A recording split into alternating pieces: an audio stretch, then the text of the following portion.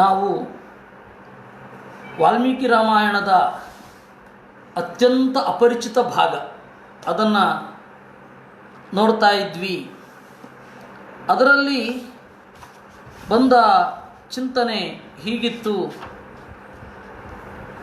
ರಾಮ ನಮ್ಮನ್ನು ಕಾಪಿಡಬೇಕು ಅಂತ ಹೇಳಿ ಎಲ್ಲ ತರಹದ ಋಷಿಗಳು ಕೂಡ ಬೇಡಿಕೆ ಇಟ್ಟರು. ಆವಾಗ ಶ್ರೀರಾಮ ಹೇಳಿದ, ಆಯಿತು, ನಾನು ನಿಮಗೆ ಅಭಯವನ್ನು ನೀಡುತ್ತಾ ಇದ್ದೇನೆ. ಖಲಾನ್ ನಿರ್ಮೂಲಯಿಷ್ಯಾಮಿ ಭಯಂ ವೋಮಾ ಭವೇದಿತಿ.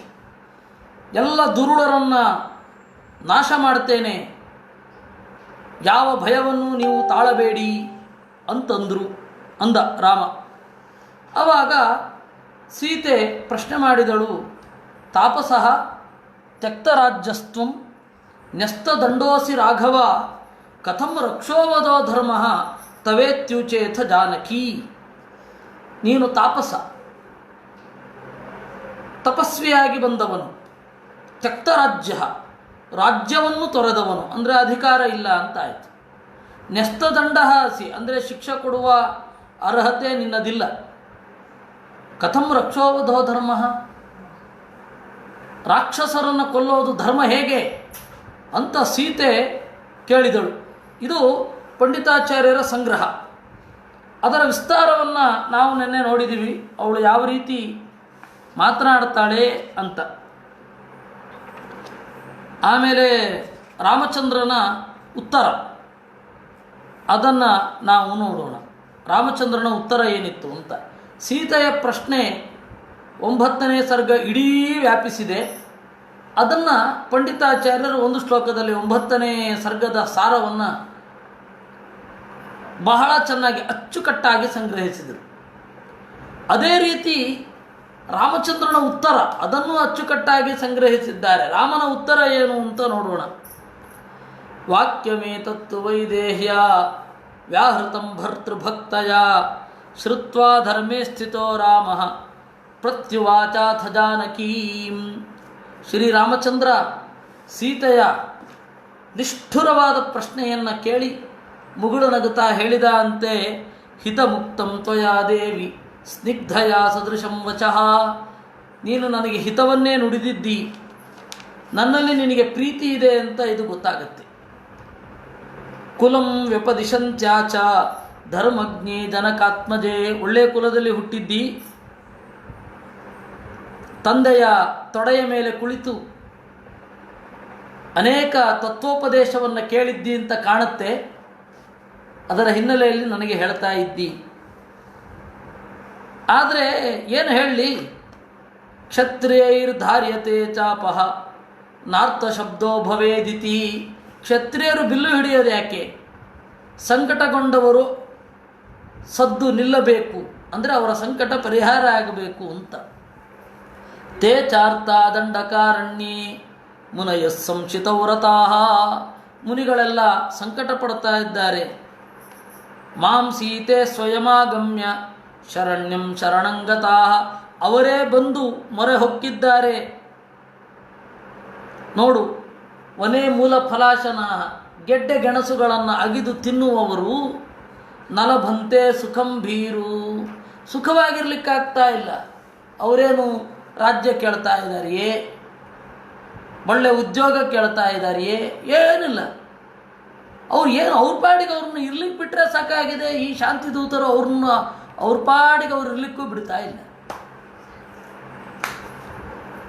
ಅವ್ರ ಪಾಡಿಗೆ ಅವ್ರು ಇರ್ಲಿಕ್ಕೆ ಬಿಡ್ತಾ ಇಲ್ಲ. ರಾಕ್ಷಸೈ ಕ್ರೂರಕರ್ಮಭಿ ಭಕ್ಷಂತೆ ರಾಕ್ಷಸೈರ್ಭೀಮೈ ನರಮಾಂಸೋಪಜೀವಿಭಿ.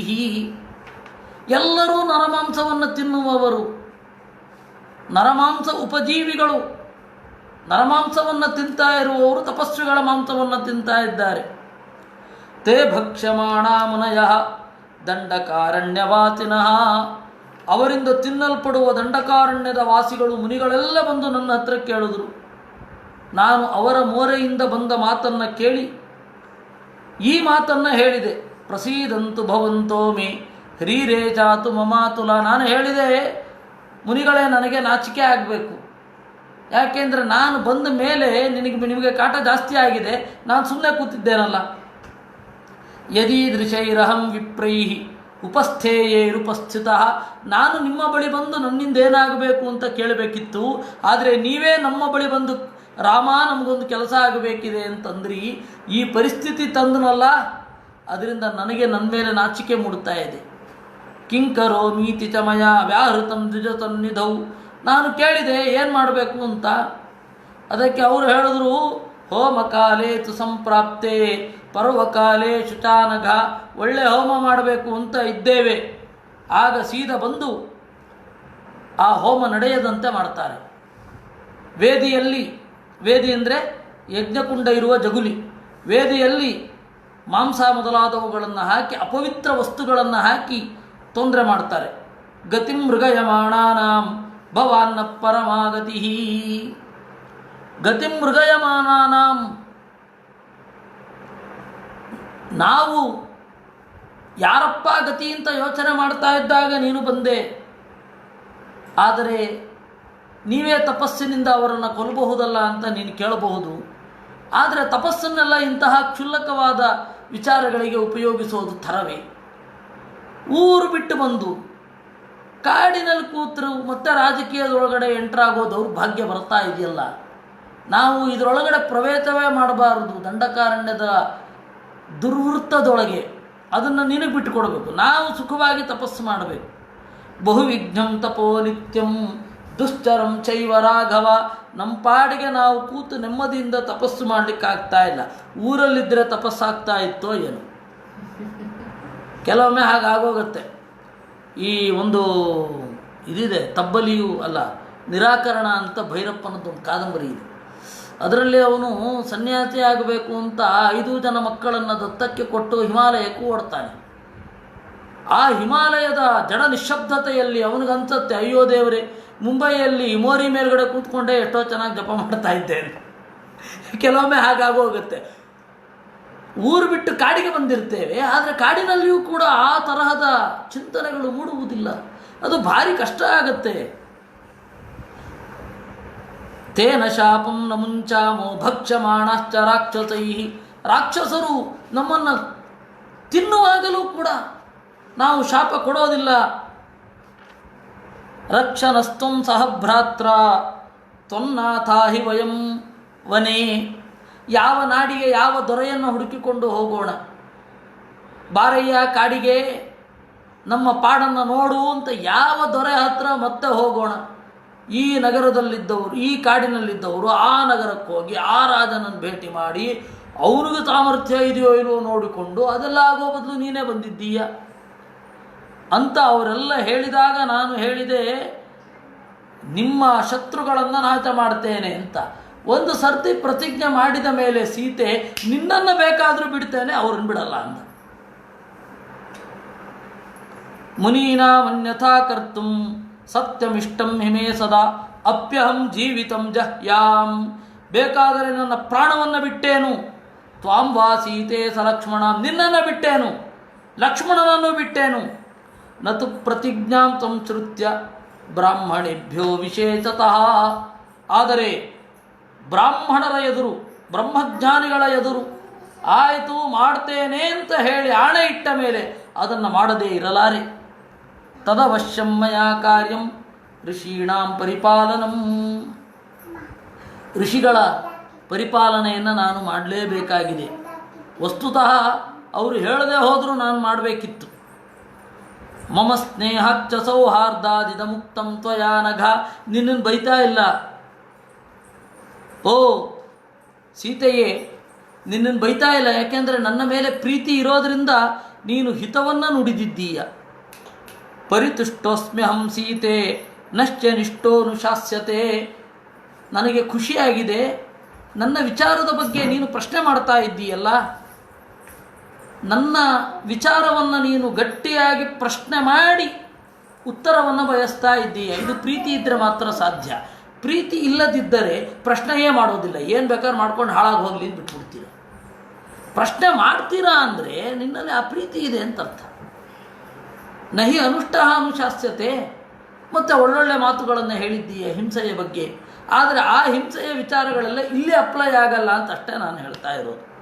ಸದೃಶಂ ಚಾನುರೂಪಂಚ ಕುಲಸ್ಯ ತವ ಶೋಭನೆ, ನಿನ್ನ ಕುಲ, ನಿನ್ನ ನಡತೆ, ನಿನ್ನ ವಿದ್ಯಾಭ್ಯಾಸ ಇದೆಲ್ಲದಕ್ಕೂ ಯೋಗ್ಯವಾಗಿದೆ. ಸಧರ್ಮಚಾರಿಣೀ ಮೇ ತ್ವಂ ಪ್ರಾಣೇಭ್ಯೋಪಿ ಗರೀಯಸಿ, ನನ್ನಂತೆ ಯೋಚನೆ ಮಾಡಿ ಧರ್ಮವನ್ನು ಆಚರಿಸುವವರಲ್ಲಿ, ಪ್ರಶ್ನೆ ಮಾಡಿ ಉತ್ತರವನ್ನು ಪಡೆಯುವುದರಲ್ಲಿ ನನ್ನಂತೆ ಇದ್ದೀಯ ಸೀತೆ, ಖುಷಿಯಾಯಿತು ನನಗೆ. ಇತ್ಯೇವ ಮುಕ್ತ್ವಾ ವಚನಂ ಮಹಾತ್ಮ ಸೀತಾಂ ಪ್ರಿಯಾಂ ಮೈಥಿಲರಾಜಪುತ್ರೀಂ ರಾಮೋ ಧನುಷ್ಮಾನ್ ಸಹ ಲಕ್ಷ್ಮಣೇನ ಜಗಾಮರಮ್ಯಾಣಿ ತಪೋವನಾನಿ. ಈ ರೀತಿಯಾಗಿ ರಾಮಚಂದ್ರ ನುಡಿದು ಮುಂದೆ ಹೋದ. ಅವಳು ಹಿಂಬಾಲಿಸಿದಳು. ಯಾಕೆಂದರೆ ಅವಳಿಗೆ ವಿರಾಧನಿಂದ ಈಗಾಗಲೇ ಆ ಅಭ್ಯಾಸ ಆಗಿತ್ತು. ವಿರಾಧ ಅವಳನ್ನು ಹಿಡಿದಾಗ ದಂಡ ಅನಿವಾರ್ಯ ಅಂತ ಅವಳಿಗೂ ಅನ್ನಿಸಿತ್ತು. ಆದರೆ ಅವಳಿಗೆ ಯಾಕೆ ಸುಮ್ಮನೆ ಈ ದಂಡಕಾರಣ್ಯದ ದುರ್ವೃತ್ತದೊಳಗಡೆ, ವಿಷವೃತ್ತದೊಳಗಡೆ ಸಿಕ್ಕಿ ಬೀಳೋದು ಅಂತ ಆ ಮೇಲ್ನೋಟಕ್ಕೆ ಅವಳು ಮಾತನಾಡೋದು ಈ ಹ್ಯೂಮನ್ ರೈಟ್ಸ್ ಕಮಿಷನ್ ಅವರು ಮಾತನಾಡೋದು ಹಾಗಿತ್ತು. ಅದಕ್ಕೆ ರಾಮಚಂದ್ರ ಖಡಕ್ಕಾದ ಉತ್ತರ ಕೊಟ್ಟ. ಅದನ್ನು ಕ್ಷೇಮೇಂದ್ರ ಅಷ್ಟು ಚೆನ್ನಾಗಿ ಸಂಗ್ರಹಿಸಿಲ್ಲ. ಪಂಡಿತಾಚಾರ್ಯರ ಸಂಗ್ರಹವೇ ಸೊಗಸು. ಅವರು ಒಂದೇ ಶ್ಲೋಕದಲ್ಲಿ ಹೇಳ್ತಾರೆ, ದಹನಂ ದಹನಸ್ಯೇವ ರಾಜ್ಞೋ ದುರ್ಜನ ನಿಗ್ರಹ ಸರ್ವಾವಸ್ಥಾಸು ಧರ್ಮ ಸ್ಯಾತ್ ಇತಿ ರಾಮೋಭ್ಯಭಾಷತ. ಒಂದೇ ಮಾತು. ಇಡೀ ಸರ್ಗವನ್ನು ಅಂದರೆ 22 ಶ್ಲೋಕಗಳಲ್ಲಿರುವ ರಾಮನ ಉತ್ತರವನ್ನು 32 ಅಕ್ಷರಗಳ ಒಂದು ಶ್ಲೋಕದಲ್ಲಿ ಸಂಗ್ರಹಿಸಿಬಿಟ್ರು. ಅನುಷ್ಠುಪ್ ಅಂತಂದರೆ 32, ಒಂದು ಪಾದದಲ್ಲಿ 8 ಅಕ್ಷರಗಳಿರ್ತದೆ. 8 16, 16 32. ಈ ಅನುಷ್ಠುಪ್ಪಿನಲ್ಲಿ ಸಂಗ್ರಹ ಮಾಡಿಬಿಟ್ರು. ಏನಂತ? ದಹನಂ ದಹನಸ್ಯೇವಾ, ಬೆಂಕಿಗೆ ಸುಡುವುದು ಎಷ್ಟು ಸಹಜವೋ ಹಾಗೆ ರಾಜನಾದವನು ಯಾವ ಅವಸ್ಥೆಯಲ್ಲಿದ್ದರೂ ದುರ್ಜನ ನಿಗ್ರಹ ಅನ್ನೋ ಧರ್ಮ ಮುಗಿದೋಯ್ತು. ಎಲ್ಲ ಬಂದ್ಬಿಡ್ತು ಇದರಲ್ಲಿ. ಅಂದರೆ ಜನಸೇವೆ ಮಾಡಲಿಕ್ಕೆ ಪಾಲಿಟಿಕ್ಸ್ಗೆ ಎಂಟರ್ ಆಗಬೇಕಾಗಿಲ್ಲ, ಪದವಿ ಬರಬೇಕಾಗಿಲ್ಲ, ಏನೂ ಬರಬೇಕಾಗಿಲ್ಲ. ಜನಸೇವೆ ಮಾಡಲಿಕ್ಕೆ ಜನಸೇವೆ ಮಾಡಬೇಕು ಅನ್ನುವ ಬಯಕೆ ಇದ್ದರೆ ಸಾಕು. ಆ ರೀತಿ ದುರ್ಜನರನ್ನು ನಿಗ್ರಹಿಸಬೇಕು ಅಂತ ಒಬ್ಬ ಕ್ಷತ್ರಿಯನಿಗಿದ್ದರೆ ಆಯಿತು, ಸಜ್ಜನರನ್ನು ರಕ್ಷಣೆ ಮಾಡಬೇಕು ಅಂತಿದ್ದರೆ ಆಯಿತು. ಅದೊಂದು ಧರ್ಮವೇ. ಅವನು ರಾಜನಾಗಿರಲಿ, ರಾಜನಾಗದೇ ಇರಲಿ, ಕಿರೀಟ ಇಟ್ಕೊಂಡಿರಲಿ, ಕಿರೀಟ ಇಟ್ಕೊಳ್ಳದೇ ಇರಲಿ, ಸೈನಿಕರಿರಲಿ, ಸೈನಿಕರಿರಲಿ, ಅದವನ ಧರ್ಮ ಅಷ್ಟೆ. ಅದನ್ನು ರಾಮಚಂದ್ರ ಹೇಳಿದ್ದು. ಎಷ್ಟು ಸೊಗಸು ಆ ಮಾತು. ಪಂಡಿತಾಚಾರ್ಯರ ಸಂಗ್ರಹ ನೋಡಿ. ಈ ರಾಮನ ಇಷ್ಟು ನೀವು ಕೇಳಿದಿರಿ. ಋಷಿಗಳು ಬಂದರು, ಹತ್ತರು, ತಪೋ ನಾಶ ಆಗತ್ತೆ ಅಂದರು. ಆ ತಪೋ ನಾಶ ಆಗದೇ ಇರುವಂತೆ ನೋಡಿಕೊಳ್ಬೇಕಾದ ನನ್ನ ಧರ್ಮ, ಪ್ರತಿಜ್ಞೆಯನ್ನು ಮಾಡಲೇಬೇಕು. ಪ್ರತಿಜ್ಞೆ ಅವ್ರು ಹೇಳದೆ ಹೋದರೂ ನಾನೇ ಮಾಡ್ತಾ ಇದ್ದೆ, ನಾನೇ ಹೋಗಬೇಕಿತ್ತು. ಇದೆಲ್ಲ ನನ್ನ ಸಹಜ ಅಂದ್ಬಿಟ್ಟ. ಸ್ವಭಾವ. ಬೆಂಕಿಗೆ ಸುಡೋದು ಯಾವ ರೀತಿ ಸ್ವಭಾವವೋ ಆ ರೀತಿ ರಾಜನಿಗೆ ದುರ್ಜನ ನಿಗ್ರಹ ಅನ್ನೋದು ಸ್ವಭಾವ. ಆ ಪಂಡಿತಾಚಾರ್ಯರ ಆ ಸಂಗ್ರಹ. ಅದು ಇನ್ನೊಮ್ಮೆ ಹೇಳ್ತೇನೆ, ಅದು ದಹನಂ ದಹನಸ್ಯೇವ, ದಹನ ಅಂದರೆ ಬೆಂಕಿ, ದಹನಸ್ಯೇವ ಸುಡುವ ಹಾಗೆ, ಸುಡುವುದು ಬೆಂಕಿಯ ಧರ್ಮ ಇದ್ದ ಹಾಗೆ ರಾಜನಿಗೆ ದುರ್ಜನ ನಿಗ್ರಹ ಅನ್ನೋ ಧರ್ಮ. ಅದು ಸರ್ವಾವಸ್ಥಾಸು, ಕಾಡಿನಲ್ಲಿರಲಿ, ನಾಡಿನಲ್ಲಿರಲಿ, ಸಾಯೋ ಹಾಗಿರಲಿ, ಬದುಕಿರಲಿ, ಎಲ್ಲ ಕಡೆಯೂ ಕೂಡ ಧರ್ಮವೇ. ಕಷ್ಟ ಇರಲಿ, ಸುಖ ಇರಲಿ. ಈ ರೀತಿ ರಾಮ ಹೇಳಿದ. ಮುಗಿದೇ ಹೋಯಿತು. ಅಗ್ರತ ಪ್ರಯಯೋ ರಾಮ, ರಾಮ ಮುಂದೆ ಹೋದ. ಮಧ್ಯತಸ್ಸಾಸು ಮಧ್ಯಮ, ನಡುವಿನಲ್ಲಿ ಸೀತೆ ಇದ್ಲು. ಲಕ್ಷ್ಮಣ ಪೃಷ್ಠತಸ್ತೇಜಾಂ, ಇವರಿಬ್ಬರ ಹಿಂದೆ ಲಕ್ಷ್ಮಣ ಇದ್ದ, ಅವರ ಹಿಂದೆ ಋಷಿಗಳು ಇದ್ದರು. ಅಲ್ಲಪ್ಪ, ಮೊದಲು ಪ್ರವೇಶ ಮಾಡಬೇಕಾದ್ರೆ ಕಾಡನ್ನು ರಾಮ ಹಿಂದೆ, ಲಕ್ಷ್ಮಣ ಮುಂದೆ, ನಡುವೆ ಸೀತೆ ಇದ್ದರು. ಇದ್ಯಾಕೆ ಚೇಂಜ್ ಆಯಿತು? ಕರೆಕ್ಟ್ ಅದು. ಯಾಕೆಂದರೆ ಕ್ರೂರ ಮೃಗಗಳು ಅಟ್ಯಾಕ್ ಮಾಡೋದಾದರೆ ಹಿಂದೆಯಿಂದ ಮಾಡ್ತವೆ. ಅದಕ್ಕೆ ಮೊದಲೇನು ಮಾಡಿದ ರಾಮ, ನಾನು ಹಿಂದೆ ನಿಲ್ತೇನೆ, ಸೀತೆ ನಡುವಿನಲ್ಲಿ ನಿಲ್ಲಲಿ, ಮುಂದೆ ಲಕ್ಷ್ಮಣ ನಿಲ್ಲಲಿ ಅಂತಂದ. ಈಗ ರಾಕ್ಷಸರಿಗೆ ಸಿಟ್ಟನ್ನು ಉಂಟು ಮಾಡ್ತಾ, ರಾಕ್ಷಸರಿಗೆ ಅತ್ಯಂತ ಅಪ್ರಿಯರಾದ ಮುನಿಗಳ ಜೊತೆಗೆ ಹೋಗ್ತಾ ಇದ್ದಾನೆ. ಇವಾಗ ರಾಕ್ಷಸರು ದಾಳಿ ಮಾಡಿದ್ರೆ ಮುಂದೆಯಿಂದ ದಾಳಿ ಮಾಡ್ತಾರೆ, ಹಿಂದೆಯಿಂದ ಅಲ್ಲ. ಅದರಿಂದಾಗಿ ರಾಮ ಮುಂದೆ ಇದ್ದ. ಸೀತೆಯನ್ನು ನಡುವೆ ನಿಲ್ಲಿಸಿದ. ಆಮೇಲೆ ಲಕ್ಷ್ಮಣನ ಹಿಂಬದಿಯಿಂದ ಮುನಿಗಳೆಲ್ಲ ಬರ್ತಾ ಇದ್ರು. ಅಂದರೆ ನಡೆಯೋದರಲ್ಲಿ ಒಂದು ಉದ್ದೇಶ ಇರುತ್ತೆ, ಯಾರಾದ್ಮೇಲೆ ಯಾರು ಇರಬೇಕು ಅಂತ ಅನ್ನೋದರಲ್ಲಿ. ಅದನ್ನು ಪಂಡಿತಾಚಾರ್ಯರು ತೆಗೆದು ಹೇಳ್ತಾರೆ. ಸರ ಪಂಚಾಪ್ಸರೋ ನಾಮ ಪ್ರಾಪುಸ್ತೆ ತತ್ರ ರೇಮಿರೆ ಪಂಚಾಗ್ರ್ಯಾತ್ ಸರಸೋ ದೃಶ್ಯಾ ಮುನಿನ ಮಂದಕರ್ಣಿನ. ಹಾಗೆ ಮುಂದೆ ಹೋಗ್ತಾ ಇದ್ದಾಗ ಮಂದಕರ್ಣಿ ಅಂತ ಹೇಳಿ ಒಬ್ಬ ಋಷಿಯ ಆಶ್ರಮ. ಆ ಋಷಿಯ ಆಶ್ರಮದಲ್ಲಿ ಅಪ್ಸರೆಯರ ನೃತ್ಯ, ಒಳ್ಳೆ ಗೀತೆ, ನರ್ತನ, ಅದರ ಸದ್ದು, ವಾದ್ಯದ ಸದ್ದು ಎಲ್ಲ ಕೇಳ್ತಾ ಇತ್ತಂತೆ. ಏನು ಅಂತ ಕೇಳಿದ ಲಕ್ಷ್ಮಣ. ಅದಕ್ಕೆ ರಾಮನಕ್ಕು ಮುನಿಗಳ ಕಡೆ ನೋಡಿದ. ಮುನಿಗಳೆಲ್ಲ ಹೇಳಿದರು, ಅದು ಎಲ್ಲ ಮಂದಕರ್ಣಿ ಅಂತ ಒಬ್ಬ ಋಷಿ ತಪಸ್ಸು ಮಾಡ್ತಾ ಇದ್ದ, ಅವನ ತಪಸ್ಸನ್ನು ನಾಶ ಮಾಡಬೇಕು ಅಂತ ಹೇಳಿ ಇವರು ಬಂದರು. ಯಾರು? ಅಪ್ಸರೆಯರೆಲ್ಲ. ಆ ಅಪ್ಸರೆಯರ ಜೊತೆಗೆ ಮಂದಕರ್ಣಿ ಕಾಲವನ್ನೇ ಮರೆತಿದ್ದಾನೆ. ಅವನಿಗೆ ತೊಂದರೆ ಮಾಡಲಿಕ್ಕೆ ರಾಕ್ಷಸರು ಬಂದಿರಲಿಲ್ಲ. ಯಾಕೆ ಅಂದರೆ ಅವನಿಗಾಗಲೇ ಹಾಳಾಗಿ ಹೋಗ್ತಾ ಇದ್ದಾನೆ. ಅವನು ಖಂಡಿತ ಅವನು ಮತ್ತೆ ಉದ್ಧಾರ ಆಗ್ತಾನೆ. ಋಷಿಗಳು ತಪೋನಾಶವನ್ನು ಪಡಿತಾರೆ ಅಷ್ಟೇ. ಆ ತಪೋನಾಶವನ್ನು ಪಡೆದಾಗ ನಾವು ಅವರನ್ನು ಹಂಗಿಸಬಾರದು. ಅದು ನಮಗೆ ಕಲಿಸುವ ಪಾಠ. ಒಬ್ಬ ಸಜ್ಜನ ಬೀಳಬೇಕಾದ್ರೆ ನಗಬಾರದು, ದುಃಖ ಪಡಬಾರದು, ಶಿಕ್ಷೆ ಕೊಡಲಿಕ್ಕೂ ಹೋಗಬಾರ್ದು. ದೇವರವನನ್ನು ಜಾರಿದವನನ್ನು ಮತ್ತೆ ಏರಿಸ್ಲಿಕ್ಕೆ ಬರಲ್ಲೇನು ದೇವರಿಗೆ? ಜಾರಿಸೋದು ಅವನ ಒಳಿತಿಗಾಗಿಯೇ. ವಿಶ್ವಾಮಿತ್ರ ಜಾರಲಿಲ್ವೇನು, ಮತ್ತೆ ಏರಲಿಲ್ವೇನು? ಅದರಿಂದಾಗಿ ಸಂಪ್ರದಾಯಜ್ಞರು ಹೇಳ್ತಾರೆ, ನಕ್ಷತ್ರಪಾತ ಆಗ್ತಾ ಇರಬೇಕಾದ್ರೆ ಅಥವಾ ಉಲ್ಕಾಪಾತ ಆಗ್ತಾ ಇರಬೇಕಾದ್ರೆ ಯಾರೋ ಒಬ್ಬ ಸಜ್ಜನ ಸ್ವರ್ಗದಿಂದ ಬೀಳ್ತಾ ಇದ್ದಾನೆ ಅಂತ ಚಿಂತಿಸಿ ನಮಸ್ಕಾರ ಮಾಡಿ ದೇವರಿಗೆ, ಸಜ್ಜನರಿಗೆ ಒಳ್ಳೆಯದಾಗಲಿ, ನನಗೊಳ್ಳೆಯದಾಗಲಿ, ನನ್ನ ಪ್ರಜ್ಞೆ ಯಾವಾಗಲೂ ನನ್ನ ಕೈಯಲ್ಲಿರಲಿ ಅಥವಾ ಒಳ್ಳೆಯ ಮಾರ್ಗದಲ್ಲಿ ನಡೀಲಿ ಅಂತ ಹೇಳಿ ದೇವರ ಮುಂದೆ ದೀಪ ಹಚ್ಚಿ ನಮಸ್ಕಾರ ಮಾಡಬೇಕು ಅನ್ನೋದು ಸಂಪ್ರದಾಯಜ್ಞರ ಮಾತು. ಅಂದರೆ ಸಜ್ಜನರ ಬೀಳ್ಗೆಯನ್ನು ನಾವು ಯಾವತ್ತೂ ಸಂಭ್ರಮಿಸಬಾರದು, ಅದನ್ನು ತಟಸ್ಥವಾಗಿ ನೋಡಬೇಕು. ಸಜ್ಜನರು ಬೀಳ್ತಾರೆ, ಮತ್ತೆ ಹೇಳ್ತಾರೆ ಮೇಲ್ಗಡೆ. ಮಾಂದಕರ್ಣಿ ಅವನು ಅಪ್ಸರೆಯರೆಲ್ಲ ಬಂದು ಅವನನ್ನು ತಪಸ್ಸು ಮಾಡದಂತೆ ಅಡ್ಡಿ ಮಾಡಿಸ್ತಾ ಇದ್ದಾಗ ಅದನ್ನು ನೋಡಿಕೊಂಡು ಸುಮ್ಮನೆ ಹೋದರು ಎಲ್ಲ ಸಜ್ಜನರು. ಅದರ ಬಗ್ಗೆ ಕಮೆಂಟ್ ಇಲ್ಲ. ಆಮೇಲೆ ಮಾಸಂ ಕುತ್ರಚಿದೇಕಂ ದ್ವೌ ಕ್ವಚಿತ್ರಿ ಚತುರಾನ್ ಪ್ರಭು ಪಂಚಶಾನತ ಸಪ್ತಾಷ್ಟಾನ್ ಆಶ್ರಮೇಶ್ವವಶತ್ ಸುಖಂ. ಅವನೇನು ಮಾಡಿದ?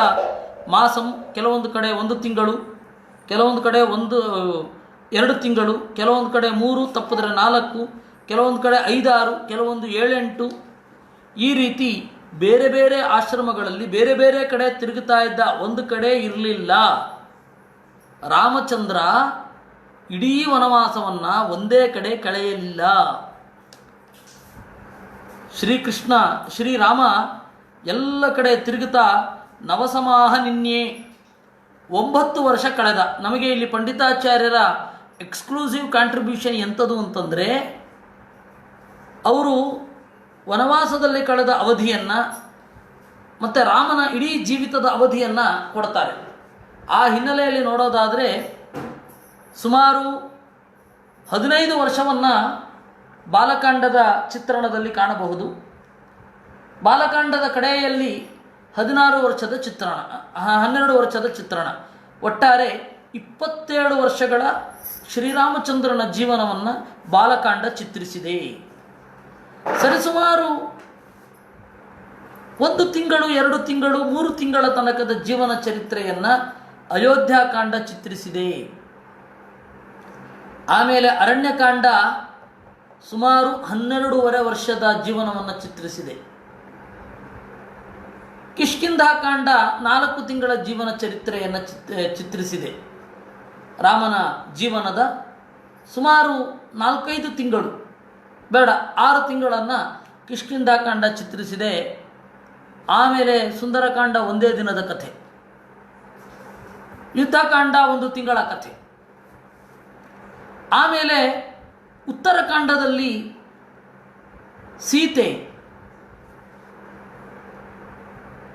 ಭೂಪ್ರವೇಶವನ್ನು ಪಡೆಯುವ ತನಕ ಅಂತ ಇಟ್ಟುಕೊಂಡಾಗ 9200 ವರ್ಷಗಳು ರಾಮನಿಗೆ. ಶ್ರೀರಾಮಚಂದ್ರ ಸೀತೆ ಜನರ ಕಣ್ಣಿನಿಂದ ಮರೆಯಾದ ಮೇಲೆ 800 ವರ್ಷಗಳನ್ನು ಕಳೆದ. ಹೀಗೆ ಅವರು ಕ್ಲಿಯರ್ ಪಿಕ್ಚರ್ ಕೊಡ್ತಾರೆ. ನಮಗೆ ವಾಲ್ಮೀಕಿ ರಾಮಾಯಣದಲ್ಲಿ ಅದು ಸಿಗಲ್ಲ. ಯಾವಾಗಲೋ ಒಮ್ಮೆ ಬಂದ ಅಷ್ಟೇ ಇರೋದು, ಕದಾಚಿತ್ ಅಂತಂದ್ಬಿಡ್ತಾರೆ ಅವರು. ಅದರಿಂದಾಗಿ ವಾಲ್ಮೀಕಿ ರಾಮಾಯಣದ ಅಸ್ತಿತ್ವದ ಹೊರತಾಗಿಯೂ ಯಾಕೆ ತ್ರಿವಿಕ್ರಮ ಪಂಡಿತರ ಇದು ನಾರಾಯಣ ಪಂಡಿತರ ಸಂಗ್ರಹ ರಾಮಾಯಣ ಬೇಕು? ಸಂಗ್ರಹದ ಸೊಗಸು ಅಂತಂದರೆ ಕ್ಷೇಮೇಂದ್ರನಲ್ಲಿ ಇಲ್ಲವೇ?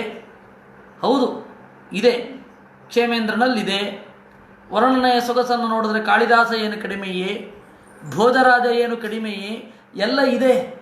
ಆದರೆ ಈ ಎಲ್ಲಕ್ಕಿಂತ ಮಿಗಿಲಾಗಿ ನಮಗೆ ಇರತಕ್ಕಂಥದ್ದು ನಮಗೆ ಇರುವುದು ಸಲ್ಲುವುದು ಪಂಡಿತಾಚಾರ್ಯರ ಸಂಗ್ರಹ ರಾಮಾಯಣ. ಬಹಳ ಸೊಗಸಾದ ಚಿಂತನೆ, ಕಾಲದ ಚಿಂತನೆಯನ್ನು ಅದು ಮೂಡಿಸುತ್ತೆ. ಅದರಿಂದಾಗಿ ಅವರು ಹೇಳೋದು ಮಾಸಂ ಕುತ್ರಚಿದೇಕಂ ದೌ, ಒಂದು ಕಡೆ ನಿಲ್ಲಲಿಲ್ಲ. ವಾಲ್ಮೀಕಿ ರಾಮಾಯಣದಲ್ಲಿಯೂ ಬರುತ್ತೆ, ತಿರುಗ್ತಾ ಇದ್ರು ನಿರಂತರವಾಗಿ ಅಂತ. ಒಂದು ಕಡೆ ಕೂತು ಬಿಟ್ಟರೆ ಅವನ ಬಗ್ಗೆ ಏನೂ ಹೇಳಲಿಕ್ಕೆ ಇರೋದೇ ಇಲ್ಲ. ಇವಾಗ ನಮ್ಮ ಸ್ವಾಮಿಗಳ ಬಗ್ಗೆ, ಪೇಜಾವರ ಸ್ವಾಮಿಗಳ ಬಗ್ಗೆ ಎಷ್ಟು ಹೇಳಬಹುದು? ಒಬ್ಬೊಬ್ಬರದು ಒಂದೊಂದು. ಅವರು ಎಷ್ಟು ಜನರನ್ನು ಸಂಪರ್ಕಿಸಿದ್ದಾರೆ, ಎಷ್ಟು ಕಾಲದಲ್ಲಿ ಇದ್ದವರೆಷ್ಟು ಹೋದವರೆಷ್ಟು, ಎಲ್ಲರಲ್ಲಿಯೂ ಕೂಡ ಅವರ ಬಗೆಗಿನ ಒಂದು ನೆನಪಿನ ಕೋಶ ಇರ್ತದೆ. ಯಾಕೆ ಅಷ್ಟೊಂದು ಅವರು ಹೇಳಲಿಕ್ಕಿದೆ ಅಂತಂದರೆ ಅವರು ಲೋಕ ಸಂಚಾರ ಮಾಡಿದ್ದಾರೆ. ಬಹಳ ಲೋಕ ಸಂಚಾರ ಮಾಡಿದವರ ಬಗ್ಗೆ ಬಹಳ ಹೇಳಲಿಕ್ಕಿರುತ್ತೆ. ಯಾರು ಕೇವಲ ಒಂದು ಏರಿಯಾದಲ್ಲಿ ಸೀಮಿತವಾಗಿ ಕುಳಿತು ಬಿಡ್ತಾರೆ ಅವ್ರ ಬಗ್ಗೆ ಏನಿದ್ರು, ಊಟಿದ್ರು ಸತ್ರು ಅಷ್ಟೇ, ಅಥವಾ ಇನ್ನೇನಾದರೂ ಕೆಲಸ ಮಾಡಿರ್ಬೇಕು. ಆದ್ದರಿಂದ ರಾಮಚಂದ್ರ ಮತ್ತು ಕೃಷ್ಣ, ಪಾಂಡವರು ಇವ್ರನ್ನೆಲ್ಲರನ್ನು ನೋಡಿ ನಿರಂತರವಾಗಿ ಸಂಚಾರ ಮಾಡ್ತಾ ಇದ್ರು. ಅದರಿಂದಾಗಿ ಬೇರೆ ಬೇರೆ ಪ್ರಸಂಗಗಳಲ್ಲಿ, ಬೇರೆ ಬೇರೆ ಸಂದರ್ಭಗಳಲ್ಲಿ ಅವರು ತೆಗೆದುಕೊಂಡ ನಿರ್ಣಯ, ಅವರು ತೆಗೆದುಕೊಂಡ ಚಿಂತನೆ, ಅವರು ನಡೆದುಕೊಂಡ ರೀತಿ ಎಲ್ಲ ಕಥೆ ಆಯಿತು. ಅದರಿಂದಾಗಿ ರಾಮಚಂದ್ರ ಒಂದು ಕಡೆ ಇರಲಿಲ್ಲ. ಮಾ ಸಂಕುತ್ರಚಿದೇಕಂ ದೌ ಕ್ವಚಿತ್ರಿ ಚತುರಾನ್ ಪ್ರಭು ಅಂತ. ಆಮೇಲೆ ಅಗಸ್ತ್ಯರ ಆಶ್ರಮಕ್ಕೆ ಹೋದರು. ಅಗಸ್ತ್ಯರ ಆಶ್ರಮಕ್ಕೆ ಹೋದಾಗ ಶ್ರೀರಾಮಚಂದ್ರ ಸೀತೆಗೆ ಮತ್ತು ಲಕ್ಷ್ಮಣನಿಗೆ ಅಗಸ್ತ್ಯರ ವಾತಾಪಿ ಇಲ್ವಲ ಸೂದನಂ, ವಾತಾಪಿ ಮತ್ತು ಇಲ್ವಲರನ್ನು ಕೊಂದ ಪರಾಕ್ರಮದ ಕಥೆಯನ್ನು ಹೇಳಿದ. ಅದರ ಸೊಗಸು ನಮಗೆ ಮಹಾಭಾರತದ ವನಪರ್ವದಲ್ಲಿ ತೋರುತ್ತೆ. ಅಗಸ್ತ್ಯರ ಹೆಂಡತಿ ಆಭರಣ ಬೇಕು ಅಂದಂತೆ. ಆಗ ಅಗಸ್ತ್ಯರೇನು ಮಾಡಿದ್ರು, ರಾಜರ ಹತ್ರ ಹೋಗಿ ಕೇಳಿದ್ರು, ಆಭರಣ ಬೇಕಂತೆ ನನ್ನ ಹೆಂಡತಿಗೆ, ನೀವು ದುಡ್ಡು ಕೊಡಿ ಅಂತ. ಅವರು ಬ್ಯಾಲೆನ್ಸ್ ಶೀಟ್ ತಂದು ಮುಂದೆ ಇಟ್ಟರಂತೆ. ಆಯ ಮತ್ತು ವ್ಯಯ ಎರಡು ಸಮಾನವಾಗಿದೆ. ಹಾಗಾದರೆ ಎಕ್ಸೆಸ್ ಮನಿನೇ ಇರಲ್ವ ಎಲ್ಲ ಕಡೆ? ರಾಜ್ಯದಲ್ಲಿ ಎಕ್ಸೆಸ್ ಮನಿಯೇ ಇಲ್ಲ ಅಂತಂದರೆ ಏನೋ ಪ್ರಾಬ್ಲಮ್ ಆಗಿದೆ ಅಂತ ಅರ್ಥ. 2-3 ರಾಜ್ಯಗಳಲ್ಲಿ ಎಕ್ಸೆಸ್ ಮನಿಯೇ ಜನ್ರೇಟ್ ಆಗ್ತಾ ಇಲ್ವಾ ಅನ್ನೋದನ್ನು ನೋಡಿ ಅವರೇನು ಮಾಡಿದ್ರು, ಇದಕ್ಕೇನು ಕಾರಣ ಅಂದರು. ಆಗ ವಾತಾಪಿ ಮತ್ತು ಇಲ್ವಲರ ಕಥೆ ಹೇಳಿದ್ರು. ವಾತಾಪಿ ಮತ್ತು ಇಲ್ವಲರು ಹಣವನ್ನು ಪಡೆಯುವವರ ಸಂಹಾರವನ್ನು ಹೇಗೆ ಮಾಡ್ತಾ ಇದ್ರು ಅಂತ. ಸರಿ, ಅಗಸ್ತ್ಯರೇ ಹೋಗಿ ಅವರನ್ನು ಸಂಹಾರ ಮಾಡಿದ್ರು. ಅದ್ರ ಮುಂದಿನ ಕಥೆ ನಿಮಗೆ ಗೊತ್ತಿದೆ. ಅದನ್ನೆಲ್ಲ ಹೇಳಿದ. ಆಮೇಲೆ ಅಗಸ್ತ್ಯರ ಆಶ್ರಮಕ್ಕೆ ಹೋದಾಗ ಅಗಸ್ತ್ಯರೇನು ಮಾಡಿದ್ರು, ಇಂದ್ರ ನ್ಯಾಸಭೂತವಾಗಿ ತನಗೆ ಕೊಟ್ಟಿದ್ದ ಆಯುಧವನ್ನು ದೇವರಿಗೆ ಕೊಟ್ಟರು. ಕೆರೆಯ ನೀರನ್ನು ಕೆರೆಗೆ ಚೆಲ್ಲಿ ಅಂತ. ರಾಮ ಪರಶುರಾಮನನ್ನು ನಿಗ್ರಹಿಸಿದ ಮೇಲೆ ಆ ಬಿಲ್ಲನ್ನು ತೆಗೆದು ವರುಣನಿಗೆ ಕೊಟ್ಟಿದ್ದ. ಆ ವರುಣ ತಗೊಂಡೋಗಿ ಇಂದ್ರನಿಗೆ ಕೊಟ್ಟ. ಆ ಇಂದ್ರ ಅಗಸ್ತ್ಯರಿಗೆ ಕೊಟ್ಟ. ಅಗಸ್ತ್ಯರು ಮತ್ತೆ ರಾಮನಿಗೆ ಸಮರ್ಪಣೆ ಮಾಡಿದ್ರು. ಅದರಿಂದಾಗಿ ಅಗಸ್ತ್ಯರಿಗೆ ಪುಣ್ಯ ಬಂತು. ಇದು ಈ ತರಹದ ಎಲ್ಲ ಘಟನೆಗಳನ್ನು ಸಂಗ್ರಹಿಸಿ ಪುರಂದರದಾಸರು ಹೇಳಿದರು, ಕೆರೆಯ ನೀರನ್ನು ಕೆರೆಗೆ ಚೆಲ್ಲಿ ಅಂತ. ಅಲ್ಲಿ ಇಡೀ ಭಕ್ತರ ಪೂಜೆ, ಕೃಷ್ಣನ ಆ ಪ್ರೀತಿ, ರಾಮನ ಆ ಪ್ರೀತಿ, ದೇವರು ತಾನೇ ಸಾಮಗ್ರಿಯನ್ನು ಸೃಷ್ಟಿಸಿ ತನ್ನ ಪೂಜೆಯನ್ನು ಮಾಡಿಸಿಕೊಳ್ಳುವಾಗ ತಾನೇ ಅದನ್ನು ಹೇಗೆ ಸ್ವೀಕರಿಸ್ತಾನೆ ಅನ್ನೋದನ್ನು ಇದಕ್ಕಿಂತ ಸರಳವಾದ ಆದರೆ ಅತ್ಯಂತ ಗಹನವಾದ ಲ್ಯಾಂಗ್ವೇಜಿನಲ್ಲಿ ಹೇಳಲಿಕ್ಕಾಗೋದೇ ಇಲ್ಲ. ಪದ್ಯ ಯಾವುದು ಚೆನ್ನಾಗಿರುತ್ತೆ ಅಂದರೆ ಅತ್ಯಂತ ಸರಳವಾಗಿ, ಯಾವುದು ಅತ್ಯಂತ ಗರ್ಭಿತವಾಗಿರುತ್ತೆ ಅದು ಪದ್ಯ. ವಾಲ್ಮೀಕಿಗಳಿದ್ದ ಹಾಗೆ, ವೇದವ್ಯಾಸರದ್ದಿದ್ದ ಹಾಗೆ, ಅನೇಕ ಜನ ಸಿದ್ಧ ಕವಿಗಳಿದ್ದ ಹಾಗೆ ವರ್ಡಿಂಗ್ಸ್ ಬಹಳ ಸಿಂಪಲ್ ಆಗಿರುತ್ತೆ, ಆದರೆ ಅರ್ಥ ಬಹಳವಾಗಿರುತ್ತೆ. ಅದಕ್ಕೆ ವಾಲ್ಮೀಕಿಗಳು, ಪುರಂದರದಾಸರು ಅವ್ರದ್ದೆಲ್ಲ ಸಾಕ್ಷಿ. ನಮ್ಮ ನಡುವೆಯೂ ಕೂಡ ಇತ್ತೀಚೆಗೆ ಅನೇಕ ಕವಿಗಳು ಬಂದಿದ್ದಾರೆ, ಅವ್ರದನ್ನೆಲ್ಲ ನಾವು ನೋಡಬಹುದು. ನಮ್ಮ ಸುರಂ ಯಕ್ಕುಂಡಿ ಅವರದು ಒಂದು ಪದ್ಯ, ಅಂತರಂಗದ ಹೂವನಿತ್ತರೆ ತನ್ನನೇ ತಾನಿವನು, ಗಜೇಂದ್ರ ಮೋಕ್ಷದ ಕಡೆಯ ಭಾಗ. ಆ ಆನೆ ಹೂವನ್ನು ಕಿತ್ತಿ ತೆಗೆದು ಇಟ್ಟಿತು, ಅದನ್ನು ದೇವರು ಸ್ವೀಕರಿಸಿದ. ಅದು ಕೇವಲ ತಾವರೆ ಹೂವಲ್ಲ, ಅದು ಮನಸ್ಸಿನ ಪ್ರತೀಕ ಅಂತ. ಸಂಸ್ಕೃತದಲ್ಲಿ ಮನಸ್ಸಿಗೆ ಸುಮನಸ್ಸು ಅಂತ ಕರೀತಾರೆ. ಅದು ಒಳ್ಳೆಯ ಮನಸ್ಸಿನಿಂದ ಕೂಡ ಅದು ಮನಸ್ಸನ್ನು ಅರಳಿಸುತ್ತೆ ಅನ್ನುವ ಹಿನ್ನೆಲೆಯಲ್ಲಿ ಆ ಹೂವಿಗೆ ಸುಮನಸ್ಸು ಅಂತ ಕರೆಯೋದು. ನಮ್ಮ ಆ ಹೂವಿನ ಅರ್ಪಣೆಯ ಹಿಂದೆ ಇರುವ ಮನಸ್ಸು ಒಳ್ಳೆಯ ಮನಸ್ಸೇ. ಹೀಗಾಗಿ ಅವರು ಆ ಗಜೇಂದ್ರ, ಆ ಆನೆ ಹೂವನ್ನು ಕೊಟ್ಟದ್ದು ಮನಸ್ಸಿನ ಅರ್ಪಣೆಯ ಸಂಕೇತ ಆಯಿತು. ಆ ಕವಿಯ ದೃಷ್ಟಿ ಬಹಳ ಅದ್ಭುತ. ಅಂತರಂಗದ ಹೂವನಿತ್ತರೆ ತನ್ನನೇ ತಾನೀವನು ಅಂತ ಅದನ್ನು ಇಡೀ ವಾಲ್ಮೀಕಿ, ಅಂದರೆ ಪದ ಸರಳವಾಗಿರುತ್ತೆ, ಅರ್ಥ ಗಹನವಾಗಿ ಇರುತ್ತೆ. ಹಾಗೆ ಇದು ಕೆರೆಯ ನೀರನ್ನು ಕೆರೆಗೆ ಚೆಲ್ಲಿ ಅಂತ, ಇದು ನಮಗೆ ಪದೇ ಪದೇ ನೆನಪಾಗ್ತಾ ಇರುತ್ತೆ, ಅನೇಕ ಸಂದರ್ಭಗಳಿಗೆ ಒಗ್ಗುತ್ತೆ. ಹಾಗೆ ಇಂದ್ರ ತನಗೆ ಕೊಟ್ಟ ಧನುಸ್ಸನ್ನು ಅಗಸ್ತ್ಯರು ರಾಮಚಂದ್ರನಿಗೆ ಮತ್ತೆ ಅರ್ಪಿಸಿದರು. ಇಂದ್ರನಿಗೆ ಬಂದದ್ದು ವರುಣನಿಂದ, ವರುಣನಿಗೆ ಬಂದದ್ದು ರಾಮನಿಂದ. ರಾಮ ಆ ಪರಶುರಾಮನನ್ನು ಗೆದ್ದೆ ಅಂತ ಹೇಳಿ ಜನರ ಮುಂದೆ ನಾಟಕ ಮಾಡಿ ಆ ಬಿಲ್ಲನ್ನು ವರುಣನಿಗೆ ಇತ್ತ. ರಾಮನದ್ದೇ ಬಿಲ್ಲದು, ಶಾನ್ಗ ಅಂತ ಮೂಲ ರೂಪದಲ್ಲಿ ಧರಿಸಿದ್ದು. ಅದು ಮತ್ತೆ ವರುಣನಿಗೆ ಹೋಯಿತು, ವರುಣ ಇಂದ್ರನಿಗೆ ಕೊಟ್ಟ, ಇಂದ್ರ ಅಗಸ್ತ್ಯರಿಗೆ ಕೊಟ್ಟ, ಅಗಸ್ತ್ಯ ಬಂದು ಮತ್ತೆ ದೇವರಿಗೆ ಕೊಟ್ಟ. ಇದನ್ನು ಅವರೂ ಕೂಡ ಪ್ರಜ್ಞಾಪೂರ್ವಕವಾಗಿ ಹೇಳ್ತಾರೆ ಅನ್ನುವಲ್ಲಿಗೆ ಈ ಚಿಂತನೆಯನ್ನು ನಾವು ದೇವರಿಗೆ ಸಮರ್ಪಣೆ ಮಾಡೋಣ. ನಾಳಿನ ಕಥಾನಕವನ್ನು ಮತ್ತೆ ಮುಂದುವರಿಸೋಣ. ಅಂದರೆ ಪಂಡಿತಾಚಾರ್ಯರು 9ನೆಯ ಸರ್ಗವನ್ನು 1 ಶ್ಲೋಕದಿಂದ, 10ನೇ ಸರ್ಗವನ್ನು 2ನೇ ಶ್ಲೋಕದಿಂದ, 11ನೇ ಸರ್ಗವನ್ನು 4 ಶ್ಲೋಕಗಳಿಂದ ಸಂಗ್ರಹಿಸಿದ್ದಾರೆ. ಇದೆಲ್ಲ ಸುಮಾರು ಒಟ್ಟು ಸೇರಿದರೆ ಒಂದು 65-70 ಶ್ಲೋಕಗಳನ್ನು ಅವರು 4 ಶ್ಲೋಕಗಳಲ್ಲಿ ಅನ್ಯೂನ ಅನತಿರಿಕ್ತವಾಗಿ ಒಂದು ಅಂಶವನ್ನು ಬಿಡದೆ ಹೊಸ ಅಂಶವನ್ನು ಸೇರಿಸಿ ಸಂಗ್ರಹಿಸಿದ್ದಾರೆ ಅನ್ನೋದನ್ನು ಬಹಳ ಸಂತೋಷದಿಂದ ನಿಮ್ಮ ಮುಂದೆ ಹಂಚಿಕೊಳ್ತಾ ಈ ಚಿಂತನೆಯನ್ನು ದೇವರಿಗೆ ಅರ್ಪಿಸ್ತಾ ಇದ್ದೇನೆ. ಕೃಷ್ಣಾರ್ಪಣಮಸ್ತು.